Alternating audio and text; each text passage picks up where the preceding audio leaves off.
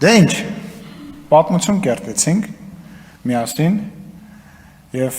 ես անկեղծ շատ հպարտ եմ, որ միասին աշխատել ենք, հպարտ եմ, որ այդ ծանր բաների մեջով միասին ենք անցել ու կյանքում իրար վրա որևիցե ձևով կասկած չենք ունեցել, նաև լավ բաների համար եմ հպարտ, որովհետև այն ճամփորդությունները, այն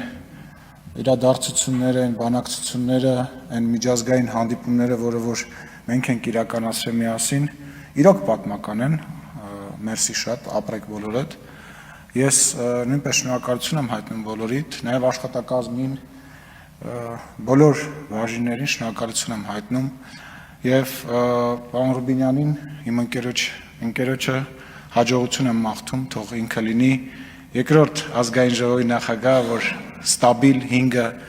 տարի կունենա ազգային ժողովում և եթե ինչ-որ աշխատանքիս ընթացքում ինչ-որ մեկի նկատմամբ անարդար եմ եղել, թող ներողամիտ լինեն,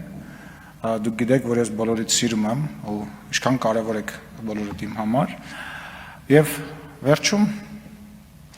կեցե նահատակները և կեցե Հայաստանի Հանրապետությունը։